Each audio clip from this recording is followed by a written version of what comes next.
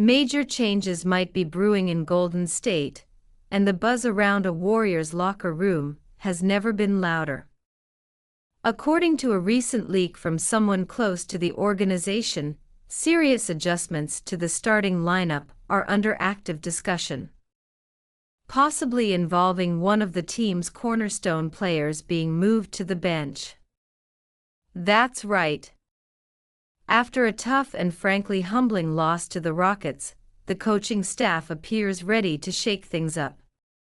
And while that might sound drastic, it could be the very spark this squad needs to stay alive in a postseason that's growing more intense by the day.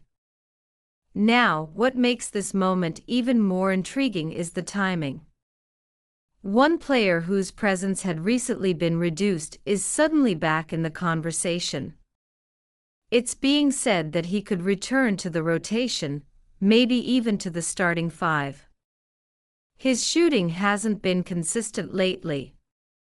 That's true. But when you talk about all-around impact on both ends of the court, he might still be the best option the Warriors have at that position. This situation is not just about numbers or percentages. It's about momentum, trust, chemistry, and the cold reality of playoff basketball where every minute counts and every substitution can swing a game. Before we dive deeper into this storyline, let's be clear. These reports, while not official, come from a source who has covered the team for decades and has an impressive track record when it comes to anticipating roster decisions. So when they say changes are coming is not something to brush off lightly.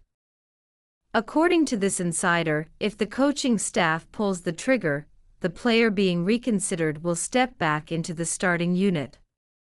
His recent performances, especially in that last game where the team fought back from an early deficit, have made a strong case.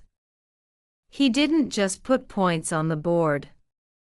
He grabbed key rebounds, knocked down critical three-pointers, and sank every single free throw he took. That kind of contribution matters, especially when your team's playoff life is on the line. Of course, there's another side to the story. This same player has struggled with consistency throughout the series. One night, he's a game changer, the next he's barely noticeable. In one particular matchup, his time on the floor was extremely limited. But then circumstances forced the coaching staff to put him back in, and he responded with energy, precision, and poise. So now we're left with a dilemma. One player who wasn't expected to be a starter in this series got the initial nod, but his performances haven't quite justified that decision. It's the kind of situation that challenges even the most experienced coaching minds. Who really gives this team the best shot at winning? When you break down the stats, the answer isn't obvious. One of these players boasts a strong true shooting percentage, while the other trails only slightly behind. Their points per game are how close, around 11 for one, roughly 9 for the other. Both are hitting from deep at about 33 to 34%.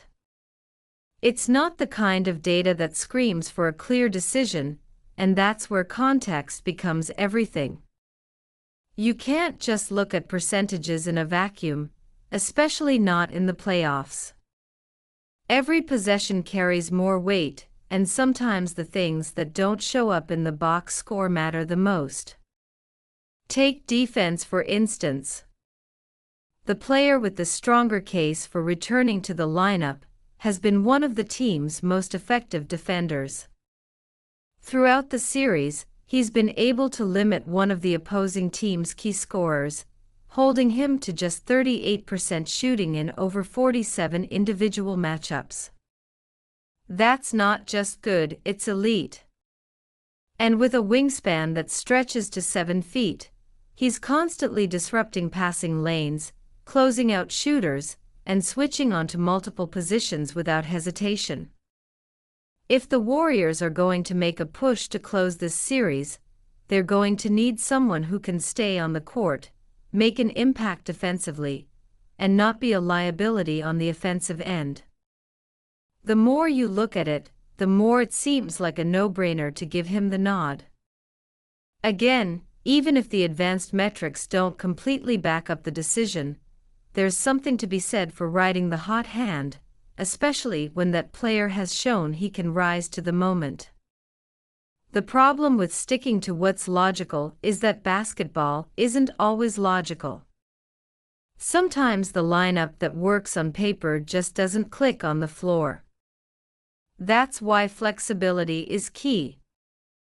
Yes, another player was inserted into the starting five early in the series, and yes, that move paid off once, but since then the returns have diminished. It's not just about whether someone is healthy enough to start. It's about whether their presence lifts the overall performance of the unit. There's another aspect to consider: the mindset of these players. One of them has responded remarkably well to coaching, staying mentally sharp, embracing his role off the bench and stepping up when called upon. The other, not so much. There have been moments of disengagement, hesitation, even frustration, especially after being benched late in the regular season. You can see the difference in how they carry themselves. One of them is ready while the other seems stuck in his own head. That's not the energy you want heading into an elimination game, or any playoff game for that matter. And look, fans have noticed it, too. What's been fascinating is the reaction from the fan base. Instead of full-on panic after the loss to Houston, there's a surprising sense of calm. Maybe that's because people recognize the depth of this roster.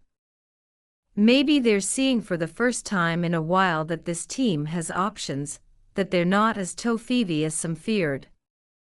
One of the guys who stepped up late in that Rockets game, someone who hadn't played much earlier in the series. Yet, when he got his chance, he made it count. That matters. That's what gives coaches more tools to work with. And that's where this whole rotation debate really gets interesting, because it's not just about choosing between player A and player B anymore. It's about finding the right five to start, the right combination to close, and the right roles for everyone in between. The playoffs demand clarity and confidence. If a player's performance or attitude raises doubts, it's the coach's job to address that quickly. If the idea of keeping someone in the lineup just because they started game one doesn't hold up when the series is on a line, you go with who's playing well. Period. And for those wondering about another player who missed Game 5 entirely, there's an update. The official word is that he was sidelined due to a severe headache. He's reportedly feeling better and is expected to be available for Game 6. That's good news, especially if the team advances to the next round. They'll need his energy, even if it's just for a few crucial minutes. But let's be honest, something about his absence felt strange. He wasn't even on the bench. He wasn't with the team. And now suddenly, he's expected to return. Some fans are raising eyebrows, and understandably so. I'm not here to throw out conspiracy theories, but when you live close to the team, and hear things from people who are really in the know, it's hard not to wonder if there's more going on. Maybe it's not just a physical issue. Maybe it's mental, emotional. Whatever it is, I'm sure more will come to light eventually. For now, what matters is who's ready to compete, who's locked in, and who's going to fight to keep this season alive. With all that said, I was curious enough to check what an artificial intelligence would suggest for the Warriors' starting lineup. I already have my opinions, of course, but I thought it'd be fun to see what the data models would recommend. Surprisingly, or maybe not, it picked a lineup that included the player many fans have been asking to see return. But even that suggestion wasn't perfect.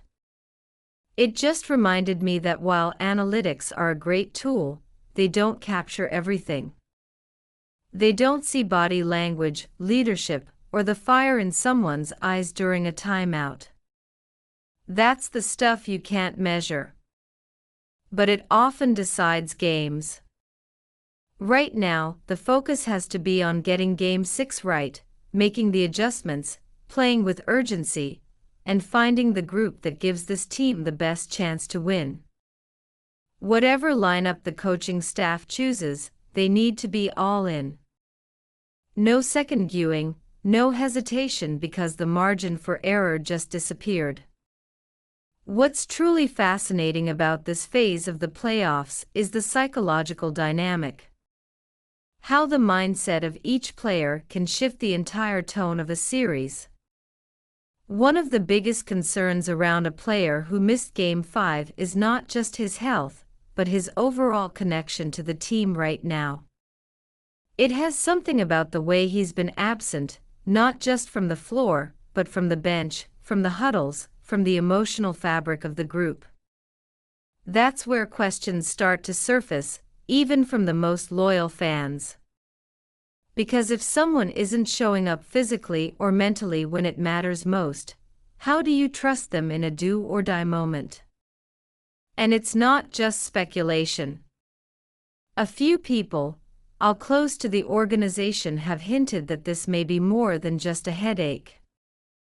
When you add in his recent struggles, the inconsistency in his role, and the silence around his situation, it creates an uneasy feeling.